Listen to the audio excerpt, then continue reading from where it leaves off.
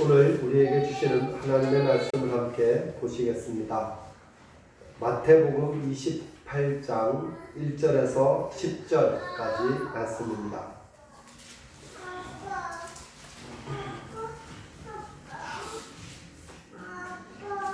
신약성경 마태복음 28장 1절에서 10절까지 말씀입니다.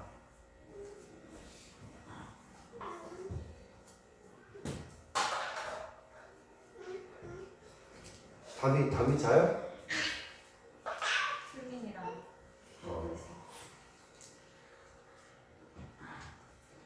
마태복음 28장 1절부터 10절까지 한 절씩 번갈아가면서 읽도록 하겠습니다. 안식일이 다 지나고 안식 후 첫날이 되는 새벽에 막달라 마리아와 다른 마리아가 무덤을 보려고 갔더니 그 집이 일어나며 주의 천사가 하늘로 내려와 돌을 물려내고 그 위에 앉았는데 그 형상이 번개 같고 그 옷은 눈같이 희건을 지키던 자들이 그를 무서워하여 떨며 두 사람과 같이 되었더라.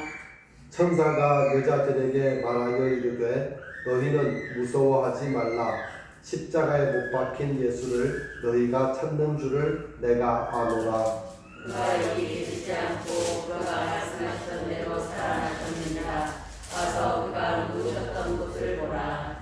또 빨리 가서 그의 제자들에게 이르되 그가 죽은 자 가운데서 살아나셨고 너희보다 먼저 갈릴리로 가시나니 거기서 너희가 배우리라 하라. 보라 내가 너희에게 일렀느니라 하거늘. 그 여자들이 무서움과 큰 기쁨으로 빨리 무덤을 떠나 제자들에게 알리려고 다름질할세. 예수께서 그들을 만나 이르시되 평안하냐 하시거늘 여자들이 나아가 그 발을 붙잡고 경배하니 예수께서 이르시되 무서워하지 말라. 가서 내 형제들에게 갈릴리로 가라 하라. 거기서 나를 보리라 하시니라. 아멘. 좋으신 아버지 하나님, 오늘 주님 앞에 예배합니다. 인류 역사상 가장 위대한 예수님의 부활, 그 부활절이지만 온 세계가 공포와 두려움으로 또 격리되고 되어서 놀라운 하나님의 능력과 은혜를 맛보며 또 상상할 수 없는 놀라운 은혜의 삶을 살 수 있도록 하나님께서 능력으로 베풀어 주심을 믿습니다. 오늘도 귀하신 말씀을 통하여 새 힘을 얻게 해주시고 하나님 말씀이 우리 마음속에 새겨지며 하나님의 은혜가 되고 살아계신 하나님의 능력이 될 수 있도록 주장하여 주옵소서. 예수님 이름으로 기도드립니다. 아멘. 여러분 집에 가면 가전제품이 있습니다. 냉장고도 있고요, 세탁기도 있고요, 텔레비전도 있고요. 있지만 그것들이 그냥 홀로 전기가 연결되지 않은 상태로 있으면 그거는 그냥 물건일 뿐이에요. 근데 아무짝에도 쓸모가 없어요. 근데 전기가 딱 꽂혀지는 순간 기능을 발휘하게 되죠. 그래서 전기가 딱 들어가면 전기와 가전제품이 만나면 냉장고는 얼음을 만들어내기 시작하고요. 에어컨은 찬바람을 만들어내고요. 또 온풍기는 아주 따뜻한 바람도 만들어내기도 하고 세탁기는 빨래도 하고 건조도 하고 그런 일을 합니다. 상상할 수 없는 일들을 하게 되죠. 마찬가지로 우리 인생도 예수님과 접속되고 예수님과 만날 때 우리 인생도 가치가 있어지고 놀라운 변화가 생기는 것을 우리는 볼 수 있습니다. 사도 바울 같은 사람도 예수님을 핍박하고 믿는 사람을 가두고 죽이는 일에 열심히 하다가 예수님을 만난 다음에 자기가 핍박하던 그 예수를 전하기 위해서 자기의 목숨도 내어놓는 사람으로 바뀌어지는 것을 볼 수 있습니다. 지금도 예수님의 생명의 역사는 주님을 사모하고 주님을 예배하고 주님을 만나는 사람들을 통하여 역사하고 있음을 믿습니다. 오늘 예배할 때 특별히 주님과 여러분이 접속되고 접속되고 이 단절된 시대에 주님과 많은 접촉을 통해서 여러분 인생에 하나님의 놀라운 은혜와 능력이 나타나시기를 바랍니다. 특별히 오늘은 예수님께서 죄와 사망의 권세를 깨뜨리시고 부활하신 것을 기념하는 부활절이에요. 교회력을 우리가 쭉 살펴보지만 교회력의 가장 중심은 예수님이고요. 또 예수님의 삶에 있어서 가장 중요한 중심은 부활절이에요. 그 초대교회에서부터 시작된 기독교 전통에서 가장 중요한 핵심 기둥을 말하라고 한다면 예수님의 십자가와 부활이에요. 그리고 지난 그 고난주간 기도를 통해서 우리가 예수님의 그 십자가를 지는 그 상황을 좀 쭉 묵상해 보았습니다. 이번에 좀 새로웠던 것은 뭔가 하면 어둠의 권세, 보라 지금은 어둠의 때다 이렇게 말하던 그 예수님의 심정을 좀 살펴보았습니다. 마치 온 세상이 참빛으로 오신 예수님 한 사람을 없애버리기 위해서 똘똘 뭉쳐가지고 예수님에게 압박을 가하고 예수님을 죽여 없애버리려고 하는 그런 모습을 보았습니다.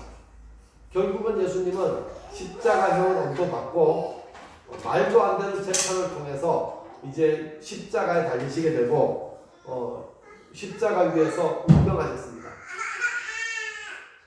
겉으로 보면 어둠의 세력이 완전히 승리한 사건입니다.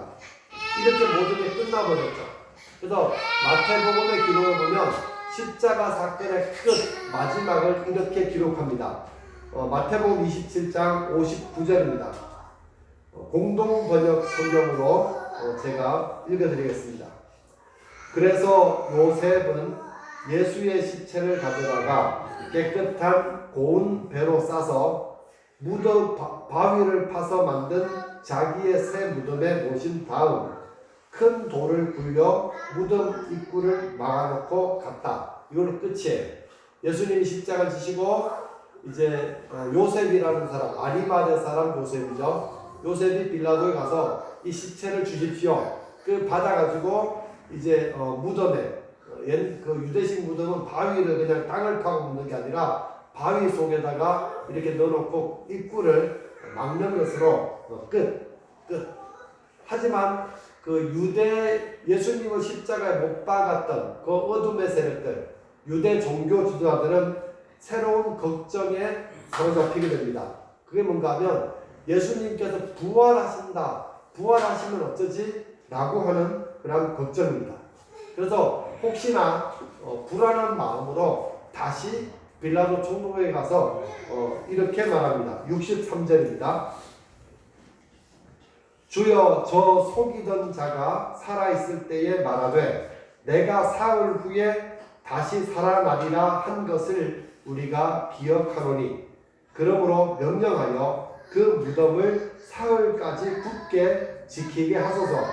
그의 제자들이 와서 시체를 도둑질하여 가고 백성에게 말하되 그가 죽은 자 가운데서 살아났다 하면 후의 속임이 전보다 더 클까 하나이다. 신기한 현상이 있습니다. 자, 예수님의 제자들은 예수님이 사흘 만에 부활할 것이라는 말씀을 기억하고 있었을까요? 없었을까요? 기억도 안 하고, 기억도 못 하고 있죠. 그런데 예수님을 십자가에 못 박았던 사람들은 뭐 하고 있어요? 기억하고 있죠. 이 사람이 사흘 만에 다시 살아날 것이다. 이렇게 말한 것을 기억한다. 이 사람의 말이 우리 마음속에 있다. 이렇게 말하는 거예요. 참 신기한 일입니다. 그래서 빌라도의 허락을 얻고 이제 그 돌로 이렇게 막은 그 무덤 앞에 경비병을 세워가지고 단단히 지키게, 적어도 3일 동안은 꼼짝 말고 지키게 합니다. 하지만 예수님께서 부활하시는 새벽에 이 모든 수고는 헛수고가 되고 맙니다. 모든 것이 끝나버린 자리, 죽음의 자리, 무덤에서 예수님의 승리는 시작되고 있다는 것을 오늘 본문은 보여주고 있습니다. 왜 이것이 헛수고냐? 참된 생명이신 예수님을 무덤이 가두어 줄 수가 없다는 것이죠. 죄가 전혀 없으신 그 주님을 사망의 권세가 죄의 권세가 붙잡고 있을 수 없다는 것을 보여주는 이야기가 예수님의 부활 이야기입니다. 그래서 오늘 본문의 말씀을 보시면 예수님의 부활의 말씀을 아주 담담하게 그렇게 전하고 있습니다. 1절 보시죠. 안식일이 다 지나고 안식 후 첫날이 되려는 새벽에 막달라 마리아와 다른 마리아가 무덤을 보려고 갔더니, 그러니까 안식 후 첫날, 유대교 안식일은 토요일이죠. 금요일날 예수님께 십자가에 달리시고 금, 토, 일, 주일날 새벽이에요. 주일날 새벽에 막달라 마리아와 다른 마리아가 무덤을 보려고 이제 예수님의 그 무덤 그곳으로 향해 갑니다. 그래 가는데 2절 말씀 잘 보시면 뭐가 나요? 지진인데 큰 지진이 났대요. 그러니까 보통 지진이 아니라 그냥 땅이 조금 흔들리고 크게 흔들리는 지진이 났고, 그 다음에 주의 천사가 하늘로부터 내려와 돌을 굴려내고 그 위에 앉았는데 그 형상이 번개같고 그 옷은 눈같이 희거늘. 이런 일이 일어나는 거죠. 지진이 일어나고 예수님을 이제 막아놨던 무덤을 막아놨던 돌이 옮겨지고 그 돌 위에 천사가 앉아 있는데 그 천사의 모습을 보고 4절 보니까 지키던 자들이 그를 무서워하여 떨며 죽은 사람과 같이 되었더라. 이렇게 되어 있어요. 그래서 이 장면을 그림으로 잘 설명한 그 고대 그 전통 고대 교회의 성화가 있습니다. 하나. 성화 감상을 좀 해보시죠. 잘 안 보일 거지만 보이나요? 조금 작죠. 근데 그림 길쭉해가지고 어떻게 할 수가 없어요. 이 그림을 자세히 보시면 그 가운데 흰 옷 입은 그게 천사고요. 그 저 옆에 두 명이 이제 두 여인이 되겠죠. 무덤을 찾아온 여인이고, 여기 아래에 있는 관은 예수님의 시신을 모셨던 그것이 됩니다. 그래서 비잔틴, 그 중세시대 비잔틴 성화 작가는 이 그림의 제목을 뭐라고 붙였는가 하면 주님이 누우셨던 것을 보라. 주님이 누우셨던 곳을 보아라. 저게 제목이에요, 제목. 그래서 잘 보면 그 한가운데 흰옷을 입은 천사는 무덤을 막았던 그 돌 위에 앉아 있습니다. 그리고 두 날개는 산 꼭대기, 산 정상 위로 더 높이 솟아 있습니다. 이것은 천사가 방금 하늘로부터 도착했다는 것을 보여준다고 합니다. 그 날개가 붉은 것은 천사가 손으로 만질 수 없는 존재라는 것을 의미하는 것이라고 해요. 그래서 한 손에는 하늘의 권능을 상징하는 지팡이를 잡고 있고, 다른 한 손으로는 무덤을 가리키면서 여인들에게 보라, 그가 그를 두었던 곳이다, 이렇게 말합니다. 그 다음에 그림 보시죠. 이제 이 두 여인의 모습을 좀 확대한 거예요. 확대해 보면 그 막달라 마리아와 다른 마리아의 표정이 좀 보여지는데, 표정이 어떤 모습 같아요? 좀 슬픈 것 같기도 하고, 좀 당황스러워하는 것 같기도 하고, 어떻게 보면 조금 무서워하는 것 같기도 하고, 이것도 보이더라고요, 표정에. 그래서 쭉 보니까, 그리고 또 손에, 한 여인의 손에 보면 그 병이 하나 있죠. 이 병에는 주전자 향유, 호리병인데요. 예수님께 부어드릴 향유를 담은 그 병을 들고 있습니다. 이 여인들은 적어도 예수님이 부활할 것이다, 그런 기대를 가지고 여기 간 건 아니에요. 예수님을 너무너무 사랑했고, 예수님이 이제 돌아가셨을 때 십자가에 달렸을 때 그냥 내려가지고 무덤에 넣었기 때문에 예수님을 사랑하는 마음은 향유라도 부어서 장례의 절차를 돕고 싶은 그런 마음으로 새벽에 간 겁니다. 그런데 딱 가보니까 막 지진도 일어났고요, 무덤의 문도 열려있고요, 예수님의 시신은 보이지도 않고요. 그러니까 당황할 수밖에 없는 거죠. 그리고 천사 같은 영적인 존재가 그 앞에 있으니까 이 여인들도 똑같이, 지키는 사람들도 똑같이 무서워하고 당황하는 그런 마음이 되었을 것입니다. 천사가 오늘 말씀에 이제 주제는 뭔가 하면 천사가 이 여인들에게 하나님의 말씀을 전해요. 천사는 자기 뜻을 전하지 않아요. 천사는 하나님 말씀을 전하는 역할을 합니다.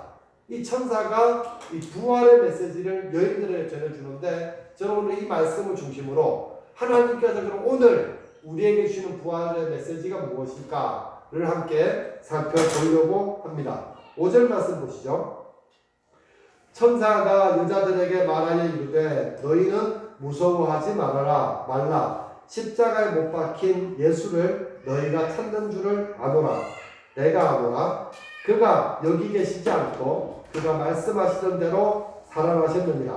와서 그가 누우셨던 것을 보라. 또 빨리 가서 그의 제자들에게 이르되 그가 죽은 자 가운데서 배우리라 하라. 보라 내가 너희에게 일렀느니라 하거늘. 오늘 천사가 여인들에게 전해준 메시지는 간단하게 세 가지로 설명할 수 있습니다. 첫 번째는 뭔가 하면 무서워하지 말라. 뭐라고요? 무서워하지 말라. 지금 아주 신기하고 놀라운 그 일 앞에서 또 가장 여인들을 두렵겠던 건 뭔가 하면 예수님의 시신이 없다는 거 아니에요. 없다는 거 아니에요. 그러니까 뭐 자연스러운 일도 초자연적인 일도 두려운 일이지만 무서워하지 말아라 이렇게 말하죠.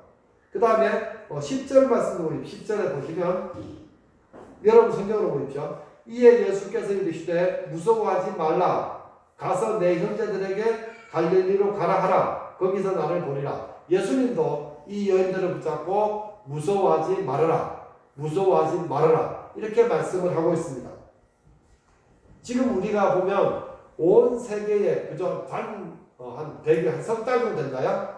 석 달 만에 온 세계가 공포와 두려움에 휩싸여 있습니다. 중국 우한 지역에서 발생한 코로나19 바이러스가 100일 만에 전 세계에 퍼졌고요.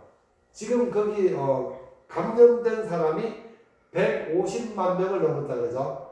더 하도 빨리 이제 늘어나가지고 통계가 지금 하루만 지나가도 옛날 통계되는 그런 시점이고 오늘 아침 보니까 거의 10만 명이 죽었대요. 10만 명. 원주 시내 인구 3분의 1이 그냥 다 죽어버린 거예요. 불과 100일 사이에. 그죠?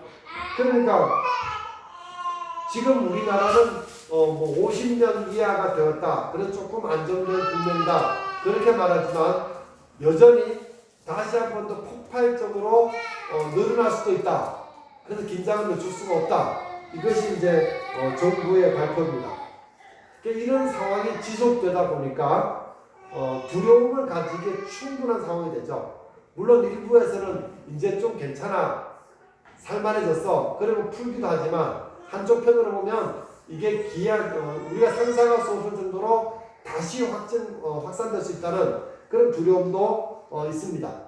특별히 젊은 사람들보다 나이가 많은 사람들이 염려가 더 많죠. 또 지병이 있는 사람들은 훨씬 더 심각한 위험에 노출될 수밖에 없습니다. 그런데 성경적으로 이런 사건들을 보면 종말의 때에는 이런 일들이 일어나게 될 것이고 이런 소문을 너희가 많이 듣게 될 것이고 겪게 될 것이다. 그렇게 말합니다.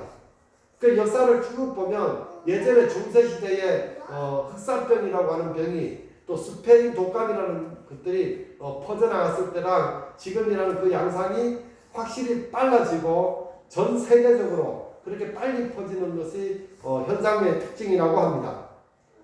종말의 때 그러면 꼭 어떤 이단들이 세계의 종말 이런 것을 이야기할 때 쓰지만 성경적으로 보면 종말의 때는 예수님께서 이 땅에 오셨을 때부터 다시 오실 때까지가 종말의 때예요. 그러면 지금 종말은 이미 시작됐고요. 2000년 전부터 시작된 거고 지금도 종말의 때를 우리는 살고 있는 거예요. 그럼 종말의 때에는 지진의 소문, 해일의 소문, 전쟁의 소문, 난리의 소문, 전염병의 소문을 듣는 게 당연한 거예요. 그런 소문들이 계속해서 들려지는 건 맞다는 이야기죠. 예수님 말씀처럼 우리를 두렵게 만드는 일들이 지금도 일어나고 있는 거고요. 앞으로도 일어나고 있는 거예요. 오늘 아침에 일어나서 이제 샤워를 하기 잠깐 뭐죠? 페이스북 친구들이 올린 글을 잠깐 봤어요. 봤는데 어떤 목사님이 글을 이렇게 자극적으로 썼더라고요. 자기가 밤에 꿈을 꿨대. 어젯밤에 꿈을 꿨는데 2주일 지나면 넌 죽을 거다. 이런 꿈을 꿨대요. 그러고 나서 가만히 생각했는데 2주일밖에 내가 못 산다면 과연 무엇이 중요할까? 이런 생각을 해봤다고 글을 쓰더라고요. 그분은 거기서 쓰면 이제 2주일밖에 내 인생이 안 남았는데 온라인 예배 드릴 거다 이렇게 썼더라고. 자기는 처음부터 이제 예배에 집중을 하기 위해서 이 온라인보다는 오프라인으로 그렇게 열심히 예배를 드리는 사람이기도 해요. 근데 그렇게 하면 지금 우리나라에서는 완전히 이상한 사람 취급을 받지만 그분은 그분의 믿음으로 그 공동체는 그렇게 하더라고요. 그래서 그런 모습을 보는데 정말로 인생이 2주밖에 안 남았다면 과연 여러분들은 무엇에 집중하고 싶습니까? 어디에 가장 여러분의 삶에 비중을 두고 그 나머지 2주를 사시겠습니까? 이런 질문을 저는 받아본 것 같아요. 여러분 어떻게 하시겠습니까? 근데 이런 종말의 때를 사는 성도들에게 예수님 하나님께서 주시는 말씀이 있어요. 데살로니가전서 5장 4절입니다. 형제들아 너희는 어둠에 있지 아니하매 그날이 도둑같이 너희에게 임하지 못하리니. 이 말씀 잘 보세요. 어둠에 속한 사람들에게 주님께서 재림하시는 일은 갑자기 도둑같이 임하는 일이지만 빛에 속한 자녀에게는 갑자기 임하는 것이 아니라는 거예요. 준비할 수 있다는 거예요. 미리 알 수 있다는 거예요. 우리는 그런 징조들을 보고 있다니까 지금. 눈으로 그 길을 보고 있고 귀로 듣고 있고 몸으로 느끼고 있잖아요. 종말의 때를 우리는 그렇게 느끼고 있단 말입니다. 그런데 자 5절 말씀 너희는 다 빛의 아들이요 낮의 아들이라. 우리가 밤이나 어둠에 속하지 않았다. 그렇게 말합니다. 이게 성도의 모습이고 위치예요. 그 다음에 6절 말씀 같이 읽어봅니다. 그러므로 우리는 다른 이들과 같이 자지 말고 오직 깨어 정신을 차릴지라. 자지 마라 이 말은 밤에 잠자지 마라 그 말은 아니겠죠. 괜히 또 밤에 잠 안 자면 큰일 납니다. 잠을 자야 되죠. 그러니까 오직 영적으로 깨어서 정신을 차린 삶, 그 삶을 살아가라 그렇게 말합니다. 여기엔 두려움은 없어요. 두려워하지 마라. 무서워하지 마라. 성경을 말하면 보면 불안해하고 두려워하는 마음은 하나님이 주시는 마음이 아니라 마귀가 주는 마음이에요. 세상이 주는 마음이에요. 어둠이 주는 마음이라는 것이죠. 성도는 어떤 상황이 되어도 두려워하지 말아야 합니다. 근데 이 두려워하는 마음을 이기는 게 뭔가 하면 믿음밖에 없어요. 두려움을 이기는 것은 믿음밖에 없습니다. 그 믿음의 위인들은 자기의 삶 속에 다가오는 두려움의 상황이 되었을 때 그들이 두려움을 이기는 방법은 뭔가 하면 하나님을 의지하는 믿음이었어요. 그 다윗도 보십시오. 얼마나 많은 어려움을 당했습니까? 그 다윗 그 시편 그 27편 말씀 보면 압살롬이라는 그 아들이 아버지를 반역했을 때 다윗의 충신들이 압살롬 편에 가서 붙어요. 백성들도 마음이 압살롬에게 확 쏠립니다. 그래서 왕의 자리를 이제 내려놓고 도망가듯이 예루살렘을 떠나는 거예요. 그래서 사람들이 그 다윗을 보고 어떤 사람은 손가락질 하고요. 어떤 사람은 욕을 하고 어떤 사람은 저주를 합니다.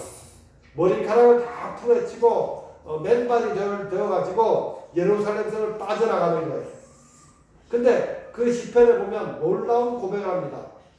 여호와는 나의 빛이고 여호와는 나의 구원이시고 여호와는 나의 생명의 능력이시니 누가 나는 두렵지 않습니다. 천만이 나를 둘러 지친다고 해도 나는 오히려 안전합니다. 태연합니다. 이렇게 고백을 합니다. 전혀 두렵지 않다는 거예요. 왜요? 그 마음 속에는 두렵게 만드는 상황이 있는 것이 아니라 하나님을 향한 마음, 그 믿음이 분명했기 때문에 이 믿음으로 두려움을 극복해 나가는 것을 볼 수가 있습니다. 오늘 본문의 천사들이 무서워하고 두려워 떠는 여자들에게 나타나서 너희는 무서워하지 말아라 이렇게 말하고 있습니다. 그러면서 이 여인들에게 믿음을 심어주기 원하는 거예요. 그 믿음의 내용이 뭘까요? 예수님께서 부활하셨다는 믿음이죠. 예수님이 부활했다는 믿음이에요. 그 예수님이 부활하셨다고 설명하시면서 그가 누우셨던 것을 봐라 이렇게 이야기를 합니다. 여러분 두려움의 상황이 되어도 여러분 두려움 대신에 믿음을 선택하시기를 바랍니다. 딱 이건 반대예요. 우리가 두려움의 살을 찌우면 믿음이 점점 말라버리고요. 믿음의 살을 많이 찌우면 두려움이 사라질 거예요. 그래서 여러분 믿음의 살찐 자가 되시기 바랍니다. 확 살찐 자가 되시기 바랍니다. 요즘 확진자가 많다면서요. 코로나 때문에 집에 있어가지고 뭐 밥만 먹고 집에만 있으면 살이 확 쪘대요. 옷이 안 맞아가지고 나갈 게 없대요. 나갈 수가 없다고. 그래서 모든 상황 속에 또 큰 두려움 앞에서도 믿음으로 굳게 서시고 어떤 상황이 되었어도 하나님을 찬양하며 예배하며 사는 그런 성도가 되시기를 주님의 이름으로 축복합니다. 첫 번째 메시지는 두려워하지 마라, 무서워하지 마라. 두 번째 메시지는 예수님은 살아나셨다라고 하는 메시지입니다. 두 번째 부활의 메시지죠. 6절 말씀 보십시오. 6절 그가 여기 계시지 않고 그가 말씀하시던 대로 살아나셨느니라. 와서 그가 누우셨던 곳을 보라. 천사가 여인들에게 주는 믿음, 그 믿음은 뭔가 하면 부활의 믿음이었습니다. 예수님께서 이전에 말씀하셨던 그 말씀대로 살아나셨다. 그렇게 이야기합니다. 다시 말하면 지금 예수님의 무덤에 시신이 없는 이유는 누가 훔쳐갔기 때문이 아니라는 거죠. 그가 다시 살아나셨기 때문이다. 이렇게 이야기합니다. 그리고 그 빈 무덤을 보내는 거예요. 예수님이 부활하셨다는 것을 확인하라는 이야기죠. 여러분도 예수님께서 다시 살아나셨다는 사실을 확실히 믿으시기를 바랍니다. 기독교인은 다 믿죠. 어렸을 때 부활절 되면 계란도 먹고 예배도 드리고 또 교회마다 예수님의 부활이 진짜입니다. 증거하기 위해서 이 말씀도 과학적인 예보도 계속 되고 그러니까 듣기는 많이 듣잖아요. 중요한 것은 진짜 그 믿음에 머물러 있어야 되는 거예요. 예수님이 부활하셨다는 것은 더 중요한 의미가 있습니다. 예수님은 지금도 살아계시다는 거예요. 예수님이 부활했다는 말은 예수님이 지금도 살아계시다는 말씀이고요. 다시 말하면 예수님께서 지금도 우리와 함께 하시고 일하신다는 사실이에요. 부활의 믿음은 그냥 믿습니다. 이걸로 끝날 수가 없어요. 나와 연관이 있잖아요. 예수님이 지금 나와 함께 하십니다. 예수님은 지금도 나를 도와주십니다. 예수님은 지금도 나를 인도하고 계십니다. 라는 것이죠. 여러분 우리가 웃을 때에도 우리가 한숨 쉴 때에도 우리가 눈물을 흘릴 때에도 건강할 때에도 아플 때에도 주님께서 여러분과 함께 하시는 것이 부활의 믿음입니다. 여러분이 걸어갈 힘이 없어서 주저앉을 때에도 주님은 여러분을 업고 걸어가십니다. 지금도 살아계시는 주님, 우리와 함께 하시는 주님, 그 주님을 기억하고 사시길 바랍니다. 이 믿음이 분명하면 현재 당하는 어려움도 이길 수 있어요. 왜요? 나는 혼자 버려진 게 아니잖아요. 나에게 괜찮습니다. 좀 부족해도 괜찮습니다. 주님이 함께 하시면 그 인생은 가치가 있는 거예요. 여러분 혹시 이런 이야기 옛날 이야기지만 파리 한 마리가 우리나라에서 미국에 날아갈 수 있을까요? 없을까요? 네? 어려운 질문이에요. 파리가 우리나라에서 미국에 날아갈 수 있어요? 없어요? 못 날아가요. 못 날아가요. 가다가 죽어요. 근데 미국까지 갈 수 있는 방법이 있어요. 어떻게 하면 가요? 비행기 타면 가죠. 마찬가지. 우리가 연약하고 우리가 부족하지만 주님께서 우리 속에 우리가 주님 안에 있으면 우리는 훨씬 더 하나님을 닮은 그런 존재로 또 능력의 삶을 살 수 있습니다. 힘들 때 어려울 때 잠시 멈추십시오. 그래서 여러분의 믿음을 스스로 한번 점검해 보십시오. 내가 지금 정말 이 순간에 의지하고 있는 것이 무엇인가?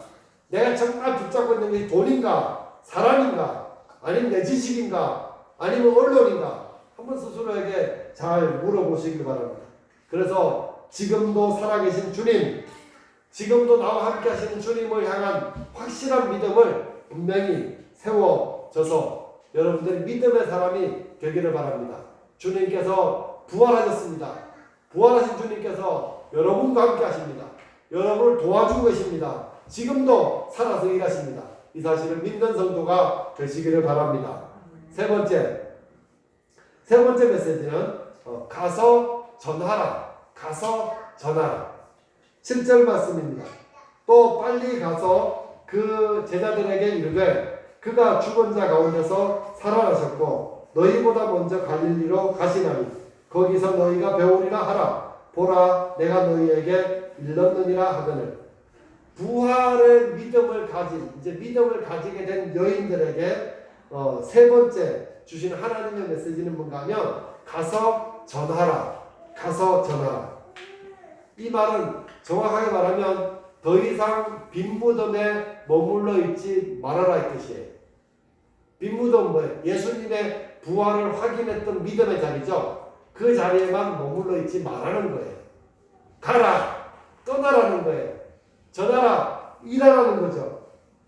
그래서 이 말을 묵상하면서 저는 성경에 정말 중요한 것이 있구나. 예수님의 부활을 믿는 그 믿음의 자리에만 머물러 있는 게 중요한 것이 아니라 그 다음에 이제는 주님 말씀을 순종해서 일하는 자리로 그렇게 가는 것이 필요하구나 라는 생각을 다시 한 번 더 해봅니다. 부활의 메시지를 들었던 이 여인들은 이제 두려움에서 벗어났습니다. 당황했던 마음이 기쁨으로 바뀌어졌습니다. 그리고 빨리 가서 주님 말씀을 순종합니다. 8절 말씀 보십시오. 같이 읽어봅니다. 시작. 그 여자들이 무서움과 큰 기쁨으로 빨리 무덤을 떠나 제자들에게 알리려고 다름질할세. 여기 보면 빨리 그 다음에 무덤을 떠나 그 다음 맨 끝에 보니까 다름질할세 이렇게 되어 있죠. 이 여인들은 그거예요. 지금 이제 하나님 천사의 음성을 듣고 빨리 제자들에게 소식을 알려야겠다. 빨리. 그래서 막 뛰어나갔다. 그들은 이렇게 예수님의 부활을 증거한 첫 번째 증인으로 세워지는 겁니다. 여러분, 예수님의 부활을 믿습니다. 이것으로는 부족합니다. 예수님의 부활을 믿는 것은 믿음의 시작이에요. 믿음의 출발점이에요. 이제 정말로 그리스도의 삶의 출발점에 쓴 거예요. 내가 예수님의 부활을 믿습니다. 예수님께 나와 함께 하십니다. 예수님께 지금도 살아계십니다. 이건 출발점이에요. 완성이 아닙니다. 완성은 어디에요? 믿음으로 이제 떠나야 합니다. 그리고 달려가야 합니다. 그리고 전해야 합니다. 아브라함이 믿음으로 하나님 약속만 붙잡고 고향을 떠나고 자기 살던 땅을 떠나서 알지도 못하는 곳, 하나님께 지시하는 곳으로 갔던 것을 기억하고 있습니다. 예수님의 부활을 경험했던 제자들, 정말 그들의 삶은 놀라운 변화를 그대로 보여주고 있습니다. 사도행전의 기록을 살펴보면 그거에 예수님께서 십자가에 달릴 때 제자들은 예수님을 부인했습니다. 베드로만 가룟 유다만 부인한 것이 아니라 다른 제자들 전부 다 예수님을 부인했어요. 예수님의 십자가에 같이 있었던 사람이 없어요. 요한복음에 보면 요한 한 명 정도. 그 외에는 다 숨어버렸죠. 예수님의 제자들 가운데 예수님께서 사흘 있다가 부활할 것이다 라는 생각, 기대를 가지고 있던 사람도 한 사람도 없었습니다. 맞죠? 한 사람도. 그들은 다만 두려워 떨었을 뿐이에요. 예수님께서 그들 가운데 오셨을 때도 그때까지 문을 꼭꼭 잠그고 두려워서 떨었다는 거예요. 어찌할까? 그게 성경의 기록입니다. 그런 놀라운 사실은 이랬던 제자들이 불과 며칠 지나지 않아서 이제 세상에 나가서 예수님께서 부활하셨다고 외치기 시작합니다. 예수님을 부인하고 다 숨어버렸고 또 부활할 것이라고 믿지도 않았던 제자들이 나가서 외치기 시작하는 거예요. 그 후에 그들의 남은 인생은 완전히 바뀌어버립니다. 예수님께서 부활하셨다는 그 믿음 때문에 그 사실 때문에 기꺼이 목숨을 바치기 시작하는 거예요. 여러분 11명이 12명의 제자가 짜고 야 우리 예수님 부활했다고 전하자 짜고 했다면 이게 나머지 11명이 다 순교할 수 있을까요? 불가능하잖아요. 여러분 거짓말을 위해서 사기치기 위해서 여러분 목숨을 걸 수 있어요? 없잖아요. 근데 이 제자들은 놀랍게도 예수님께서 부활하셨다는 사실을 증거하기 위해서 자기의 목숨을 내놓는 거예요. 이들만 그런 것이 아니라 초대교회 성도들도 그러는 거예요. 예수님 눈으로 본 적도 없어요. 그들은 다만 그 말씀만 들었을 뿐이에요. 근데 이 부활하셨다는 사실을 믿고 마라나타 아멘 주 예수여 어서 오시옵소서 이 사실을 외치면서 그들은 장렬하게 죽음을 선택하고 또 순교를 선택하는 것을 볼 수 있습니다. 이게 뭐예요? 그들 속에 부활하신 주님이 함께 하셨다는 분명한 증거입니다. 그들은 믿음의 자리에만 머물러 있지 않았고 순종하는 자리를 향해서 가는 거예요. 베드로와 요한이 기도 시간에 가다가 성전 미문 앞에서 구걸하는 한 사람을 만났을 때 그들이 외친 게 뭐예요? 예수의 이름, 예수의 이름. 은과 금은 내게 없지만 내게 있는 것을 내게 주노니 곧 누구의 이름으로? 나사렛 예수의 이름으로 일어나라. 아니 이게 어떻게 바뀌어집니까? 부활하신 예수님의 능력을 의지했기 때문에 그런 거예요. 그분이 자기와 함께하고 있음을 믿었고 그 이름이 능력이 있다는 걸 확신했기 때문에 그 이름으로 일어나라. 그렇게 해서 안전뱅이를 일으키는 것을 볼 수 있습니다. 아브라함은 이 믿음으로 이삭을 바치라 라고 하는 하나님 말씀에 순종할 수가 있었습니다. 히브리서 11장 17절입니다. 아브라함은 시험을 받을 때에 믿음으로 이삭을 드렸으니 그는 약속들을 받은 자로 돼 그 외아들을 드렸느니라. 여기 보니까 아브라함이 시험을 받을 때 무엇으로 드렸대요? 믿음으로 드렸잖아요. 믿음. 믿음이 있으니까 순종할 수 있는 거라는 거죠. 믿음의 완성은 순종이라는 거예요. 그냥 믿습니다. 주여 믿습니다. 주여 믿습니다. 그게 아니라 믿음의 완성은 순종이라는 거예요. 순종. 근데 그 순종의 믿음의 핵심이 뭐냐? 19절 말씀이에요. 어떤 믿음이에요?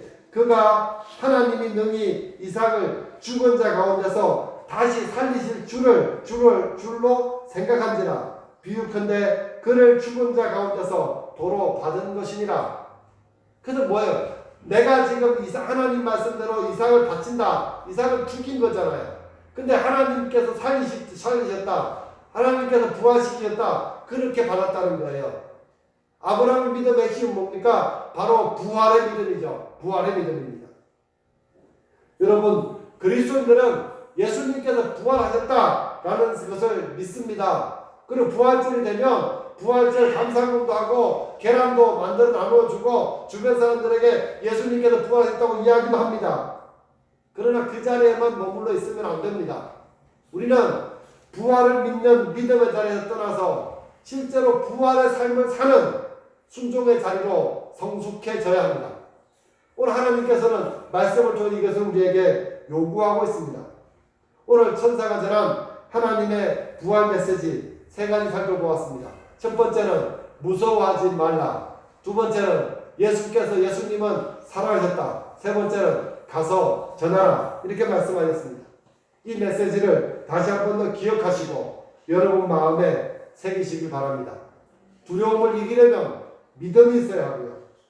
믿음은 예수님께서 지금도 살아계시고 예수님께 나와 함께 하시고 예수님께 나를 돕고 계신다는 것을 확신하는 믿음이고요.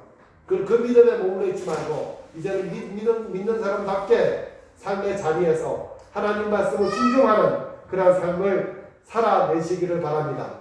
하나는 일이 되어서 썩어졌고 죽으셨던 그 예수님은 부활에 대한 확신이 있었기 때문에 죽어질 수 있었고 썩어질 수 있었어요.